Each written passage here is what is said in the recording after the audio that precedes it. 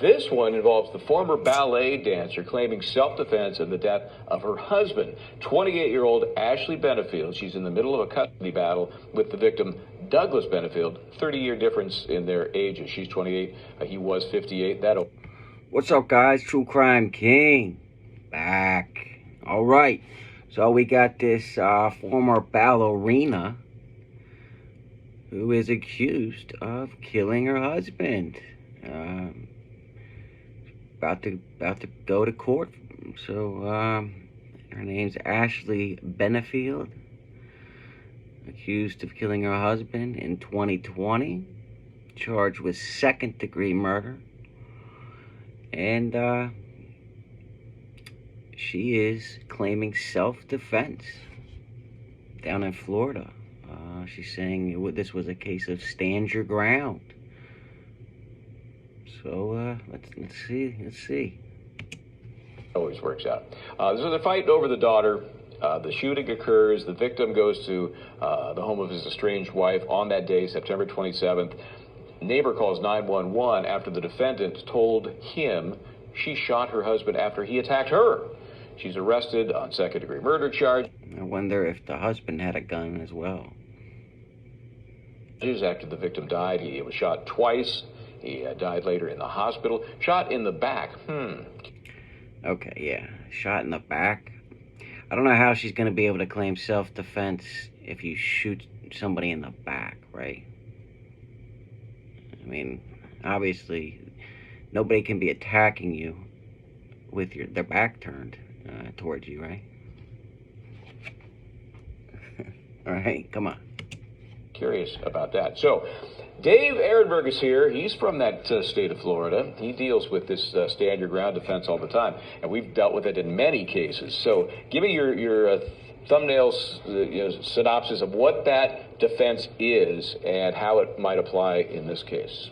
In Florida, you get two bites of the apple. You can claim self-defense, stand your ground, meaning you had a reasonable fear of your life. So you had to meet force with force. You thought your life was in danger and you had to fight back with force.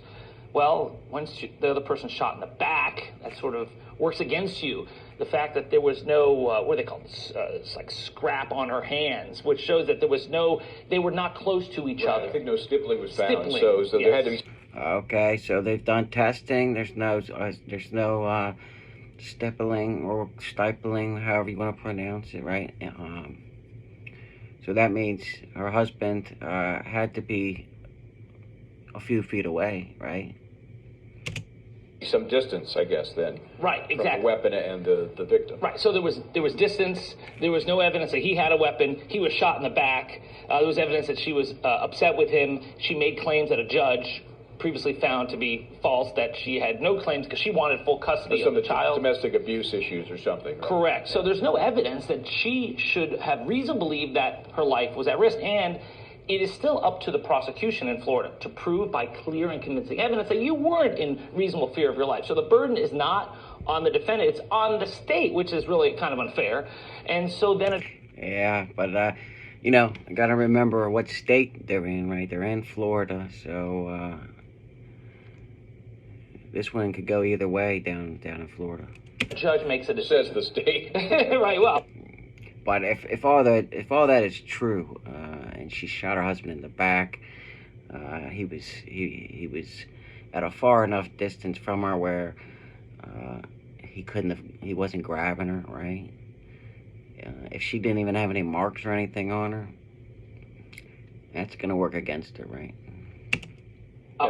Yes, exactly. But, and then if she loses, then she goes to trial. So judges, though, even though you can totally take it away from the jury, judges are sort of reluctant, Flo, we've seen, to say, now, this is not even going to go to trial. So I suspect she's going to lose this because of a lack of evidence, and this needs to go to a trial. Judge isn't going to prevent that. And ultimately, Natalie, the defendant still, as Dave suggests, gets that second bite at the apple. It's virtually the same defense, but instead of being, conclusive, a determinative decision pre-trial, you go to trial, you throw it out there. What's your thought on the physical evidence, at least as we know it now, in the self-defense context?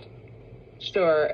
My understanding of the physical evidence as we know it now is if you shoot somebody in the back, it's very unlikely to be self-defense. And yeah. I mean, they're gonna have to get past that first, right? And so obviously I'm in agreement that this at the stand your ground level, I don't think that she would be successful, but I want to see a lot more evidence produced if she's going to be advancing self-defense. Now, I know that the state, even at the trial level, has to disprove that, but I just don't see how you can shoot someone in the back in self-defense. And that beyond a reasonable doubt instruction that we give to jurors, there's something in there about you don't have to put your common sense aside in order to decide whether or not someone is guilty or not guilty beyond a reasonable doubt. And I feel like common sense would prevail in that case. And there's an abundance of motive for her to take her husband out, both financial and emotional. Yeah, I mean, so this woman was going to gain in multiple ways, right? If her husband passed away, right, she would get everything from the divorce, right?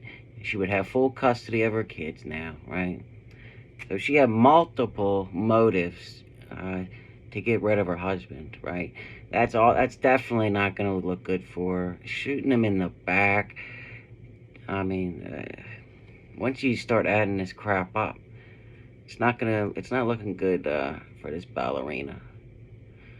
But let me know what you guys think down in the comments. I'm gonna keep covering this as it happens. But unless I'm tired of doing the same old Koberger shit, because I don't make crap up like half of these other people, right? But anyway, hope you guys have a good day. Thanks for watching. Until next time, True Crime King out.